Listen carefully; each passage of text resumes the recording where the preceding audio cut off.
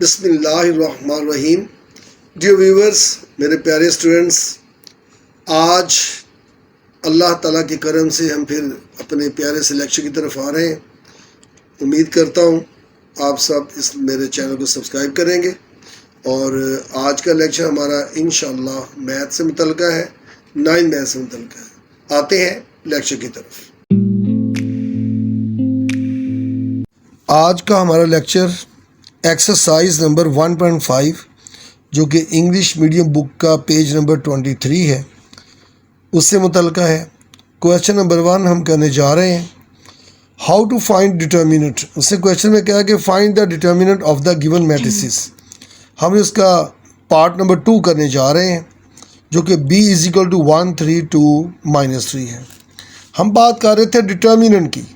ये है matrix. Determinant को रिप्रेजेंट किया जाता है DET ऑफ B और B दो स्ट्रेट लाइन ड्रॉ कर दी जाती हैं। इसको B मॉड भी पढ़ते हैं, B डिटर्मिनेंट भी कहते हैं। हमारा डिटर्मिनेंट है तो लिहाजा इसको B डिटर्मिनेंट बोला जाएगा। तो हमारा ये जो डिटर्मिनेंट है कैसे फाइंड करना है, B determinant is equal to, जो मैट्रिक्स था वो दो स्ट्रेट लाइनों में, ये जो ब्रैकेट थी दो स्ट्रेट लाइनों में कन्वर्ट हो गई और साथ जो वैल्यूज थी 1 3 2 एंड -3 वैसे इसको लिख दिया। अब इसको फाइंड कैसे करना है, इक्वल साइन। जब तक ये मैट्रिक्स है तो ये ऐसा ही है, जब डिटर्मिनेंट है तो इसको हम सॉल्व कर सकते हैं। इस वाले को जो कि हमारे फर्स्ट रो के फर्स्ट कॉलम का एंट्री है 1, सेकंड रो के सेकंड कॉलम की एंट्री के साथ मल्टीप्लाई किया जाता है। डिटर्मिनेंट जब भी होता है स्क्वायर मैट्रिक्स का होता है। 1 को 3 के साथ मल्टीप्लाई करेंगे, कैसे लिखेंगे, 1 मल्टीप्लाई बाय -3। उसके बाद यहाँ पर साइन लगेगा माइनस का,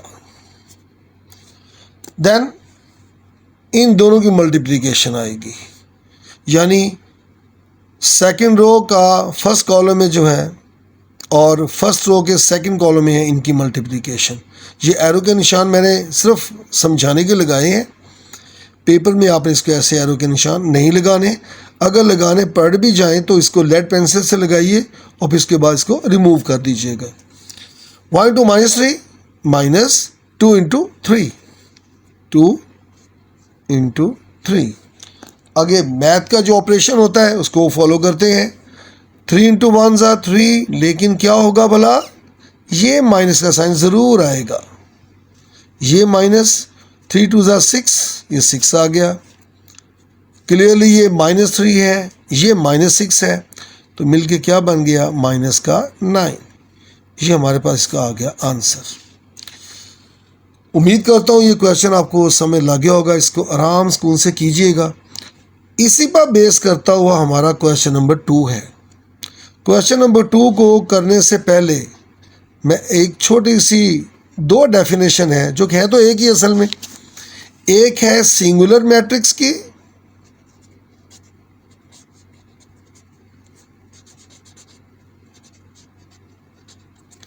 और दूसरी है नॉन सिंगुलर मैट्रिक्स की। नॉन सिंगुलर मैट्रिक्स, जैसे मैं आपसे बात कर रहा था कि डिटर्मिनेंट ऑलवेज जो होता है वो स्क्वायर मैट्रिक्स का होता है। स्क्वायर मैट्रिक्स क्या था, हमने बहुत पहले पढ़ा हुआ है। वो मैट्रिक्स जिसकी जितनी रोज हो उतने ही कॉलम्स हो, ये number of rose of any matrix are equal to number of columns of that matrix। तो ऐसे मैट्रिक्स को हम क्या कहते हैं, स्क्वायर मैट्रिक्स कहते हैं। तो सिंगुलर मैट्रिक्स की डेफिनेशन हम क्या करेंगे, any square matrix whose determinant mean, अगर फर्ज करें ए है मैट्रिक्स, ये जैसे हमने ये B कहा था, B ही है जो ये वैल्यू दी हुई हमने अभी क्वेश्चन किया है, बी का डिटर्मिनेंट इक्वल टू 0 आ जाए, यानी हमारे पास तो माइनस साइन आया ना, इसको सॉल्व करें 0 आ जाए, तब उस बी को हम क्या कहेंगे कि वो सिंगुलर मैट्रिक्स है। और अगर जैसे हमारे पास आया हुआ है इस बी का डिटर्मिनेंट 0 नहीं आया, 0 नहीं आया, यहाँ पे देखिए -9 आया हुआ है, तो लिहाजा अगर 0 ना आए तो ऐसे मैट्रिक्स को नॉन सिंगुलर मैट्रिक्स कहते हैं। और ये चीज़ जब हम आगे सीखेंगे inverse of any matrix, multiplicative inverse of any matrix, वहाँ पे भी इस्तेमाल करेंगे। तो इससे बहुत इंपॉर्टेंट डेफिनेशंस हैं। इसी का ही जो एप्लीकेशन कह लीजिए, हमने इस बात को अप्लाई करना है, वो क्वेश्चन नंबर 2 में है। क्वेश्चन नंबर 2 को आते हैं, क्या है क्वेश्चन नंबर 2 में कहा हुआ है find which of the following matrices are singular और नॉन सिंगुलर। बात तो वही हो गई पहले क्वेश्चन वाली कि स्टेटमेंट लिखेंगे, इसका डिटर्मिनेंट फाइंड करेंगे, देन वी कैन डिसाइड इधर दैट मैट्रिक्स इज सिंगुलर और नॉन सिंगुलर, कि आया जिसका रिजल्ट निकाला, मैट्रिक्स का डिटर्मिनेंट फाइंड किया, फाइंड करने के बाद अगर वो 0 आया तो वो सिंगुलर हुआ, 0 ना आया तो नॉन सिंगुलर हुआ। हम क्वेश्चन की तरफ आते हैं। इसका पार्ट नंबर मैं कर रहा हूँ 3rd। कौन से क्वेश्चन का? क्वेश्चन नंबर 2 का। पेज नंबर कौन सा है? 24 है, इंग्लिश मीडियम बुक का।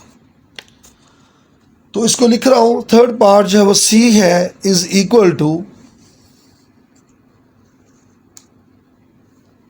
7 -9 फर्स्ट रो में है, सेकंड रो में 3 एंड 5 है। हम फाइंड करने जा रहे हैं, ये प्रूव करना है कि C सिंगुलर है कि नॉन सिंगुलर है। तो हमें क्या करना पड़ेगा? C डिटर्मिनेंट फाइंड करना पड़ेगा।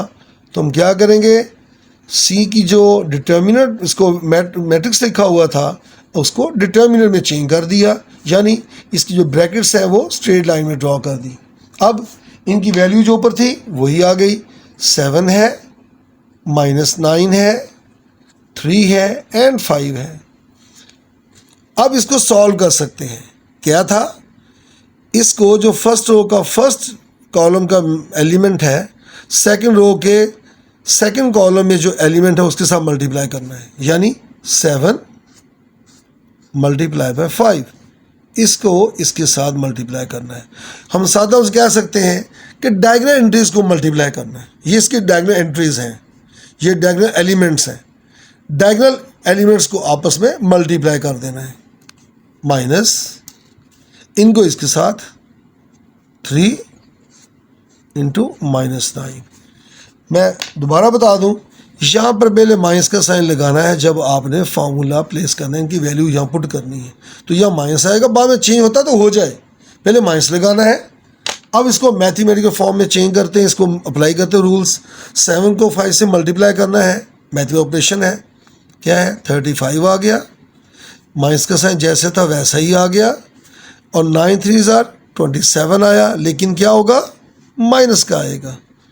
चूँकि डबल साइन आ गया है तो क्या करेंगे, ब्रैकेट लगा देंगे। क्यों? नेक्स्ट स्टेप में जाके हम इस नेगेटिव का ऑपरेशन इस पर अमल करवाएंगे। इस पर ऑपरेट करेगा तो क्या करेगा, +27 हो जाएगा। अब इन दोनों को प्लस करना है, प्लस करते हैं तो क्या बन गया, 62। 62 जो है वो 0 नहीं है, एक नंबर आया। सो C क्या है, C is a non-singular matrix।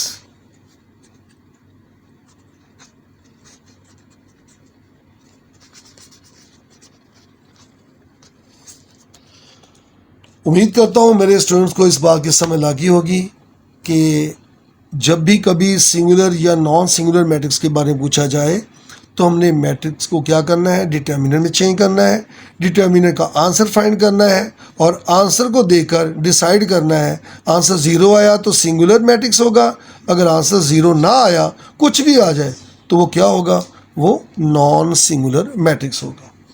अब आते हैं क्वेश्चन नंबर 3 की तरफ। Question number 3,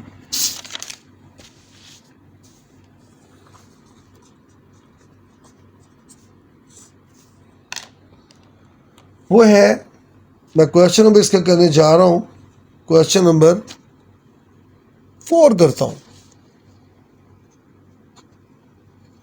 part number 4।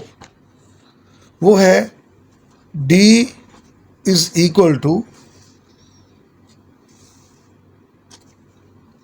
1/2, 3/4, 1 and 2।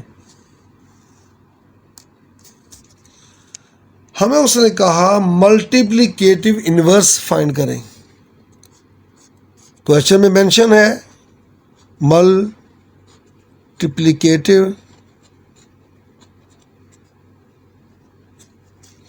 Inverse of D. इसको मैथमेटिकल फॉर्म में कैसे लिखते हैं?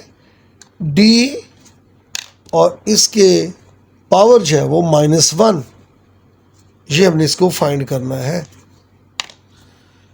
अब डी का मल्टीप्लिकेटिव इनवर्स, मैं इसको सिंपल डी इनवर्स भी बोल देता हूं। D inverse is equal to ADJ adjoint, जिसका मैट्रिक्स क्या है? D over D determinant. ये जो एडीजे लिखा हुआ है, इसको मैं थोड़ा सा एक्सप्लेन कर दूं, आपको आसानी हो जाएगी। हमारे पास कोई एक मैट्रिक्स हो, से मैं अपने पास से बता रहा हूं, ए है, 1 है, 2 है, 3 है एंड 4 है। ये कोई एक मैट्रिक्स है। इसका जो मैं लफ्ज़ एडीजे कहा, असल में लफ्ज़ पूरा वर्ड है एडजॉइंट ऑफ ए। इसको एब्रीविएट करके, छोटा करके, मुखफ़फ़ करके, एब्रीविएट करके एडीजे लिखा जाता है फॉर्मूले की शक्ल में। ए है, इसी मैट्रिक्स ए की ही ये थोड़ी सी चेंज हालत है, चेंज पोजीशन है इसकी। क्या है? इसकी जो डायगोनल एंट्रीज हैं, ये दोनों, इनको आपस में इंटरचेंज कर देते हैं। यानी 1 चला जाएगा 4 की जगह पर और 4 चला जाएगा 1 की जगह पर। 4 यहाँ आया और 1 यहाँ चला गया, और जो रिमेनिंग है उनके साइन चेंज कर देंगे। ये 2 है, ये 3 है, इसका साइन भी चेंज कर दिया, प्लस था तो माइनस हुआ, और ये प्लस है, ये भी माइनस हुआ। अगर ये पहले ही माइनस होता, ये वाला माइनस, तो हम क्या करते? इसको प्लस कर देते। प्लस साइन लगाएं या ना लगाएं कोई फ़र्क नहीं पड़ता। अगर किसी का भी साइन नहीं डाला हुआ, इट मीन्स वो प्लस है। प्लस लगा देंगे तो तब भी कोई बात नहीं है। तो मेरे ख्याल में मेरे बच्चों को एडजॉइंट लेने की समझ आ चुकी होगी। अब आते हैं अपने क्वेश्चन की तरफ जो हम करने जा रहे थे। इस क्वेश्चन में एक और बात बड़ी इंपॉर्टेंट है, उसने साथ लिखा हुआ है इफ़ इट एग्जिस्ट। अगर इनवर्स पॉसिबल है तब फाइंड करो, और इसकी पॉसिबिलिटी डिपेंड करती है किसी भी मैट्रिक्स के डिटर्मिनेंट पर। या सादा लफ्ज़ों में कहूँ तो हम ये कहेंगे कि अगर किसी भी मैट्रिक्स का डिटर्मिनेंट लेने के बाद वो ज़ीरो आ गया तो क्या होगा? सिंगुलर बन जाएगा। और ज़ीरो का जो वैल्यू को फार्मूला लिखा हमने यहाँ पर, अगर ज़ीरो यहाँ पुट करेंगे तो वो तो इन्फिनिटी बन जाएगा, डिवाइड ही नहीं करता, ज़ीरो का टेबल ही नहीं होता। लिहाजा हम कहते हैं कि अगर ये सिंगुलर मैट्रिक्स आ गया तो we can not find the inverse of that matrix. तो आते हैं क्वेश्चन की तरफ। पॉसिबिलिटी क्या हुई? पॉसिबिलिटी ये है कि D should be non singular matrix, then we can find the inverse of the D. तब हम डी का इन्वर्स, जो कि मल्टीप्लिकेटिव इन्वर्स है, वो फाइंड कर सकते हैं। कब? जब डी नॉन सिंगुलर हो। आते हैं। पहली बात, हमें इस डी का डिटर्मिनेंट फाइंड करना है। तो इसको करने से पहले हम क्या करेंगे, डी का डिटर्मिनेंट फाइंड करेंगे। वो क्या है, वही मैट्रिक्स था। क्या किया हमने, स्ट्रेट लाइन बना दी, अब इनकी वैल्यू पुट कर दी। ये 1/2 था, ये 3/4 है, ये 1 है और ये 2 है। अब इनको फाइंड करना है, इस डिटर्मिनेंट का आंसर फाइंड करना है। तो क्या करेंगे, इसको मल्टीप्लाई करना है इसके साथ। क्या होगा, 1/2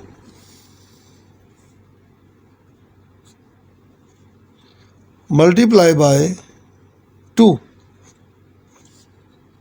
फिर क्या आना है, माइनस, आगे क्या होगा, 1 मल्टीप्लाई बाय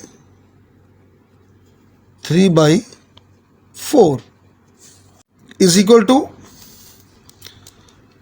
इसको यही काट नहीं करना, एक स्टेप हम करते हैं। 1/2 है इंटू 2 है, माइनस, आगे 1 है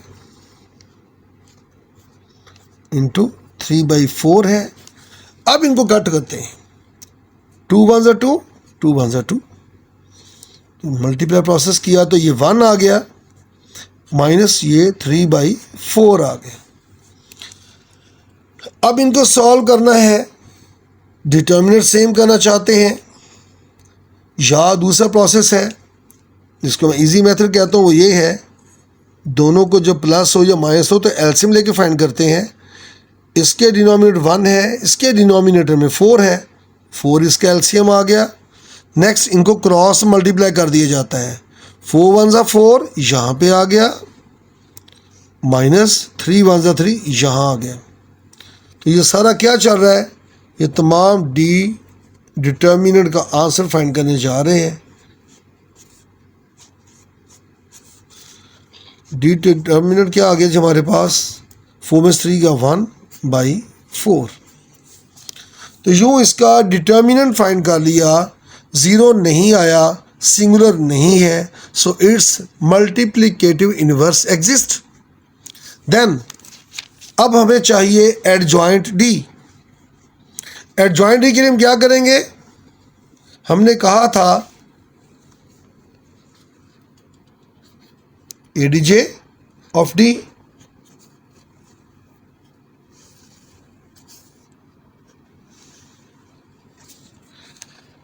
इसी को देखिए, इंटरचेंजिंग द डायगोनल एलिमेंट्स, 2 ऊपर चला जाएगा और 1/2 नीचे आ जाएगा। ये 3/4 है और ये 1 है, इसका भी साइन चेंज, इसका भी साइन चेंज। तो यूँ हमने एडजॉइंट भी फाइंड कर लिया।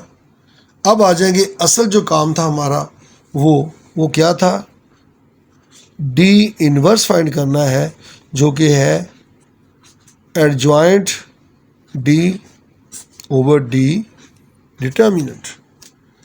वैल्यू प्लेस करते हैं, एडजॉइंट डी यह भी लिखा था हमने, 2 माइनस 3/4 माइनस 1 एंड 1/2,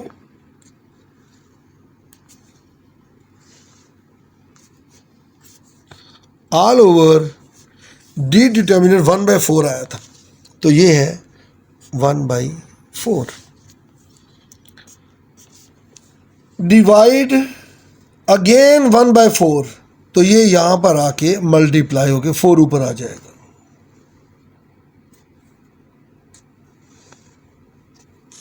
डिवाइड फिर डिवाइड है, डिवाइड को डिवाइड किया जाए तो वो मल्टीप्लाई में चेंज हो जाता है, ये 4 यहाँ आ जाएगा। ये 2 है, ये माइनस 3/4 है, ये -1 है और ये 1/2 है। अब 4 को सिंपली मल्टीप्लाई करवा देंगे, 4 multiply by 2, 4 multiply by -3/4, 4 multiply by -1, bracket डाल दी मल्टीप्लिकेशन की, 4 multiply by 1/2। Is equal to, यही कट नहीं करना है, इसको एक स्टेप आगे ले जाना है। मैं फिर लिख रहा हूं इसको, 4 इंटू 2, 4 इंटू -3/4,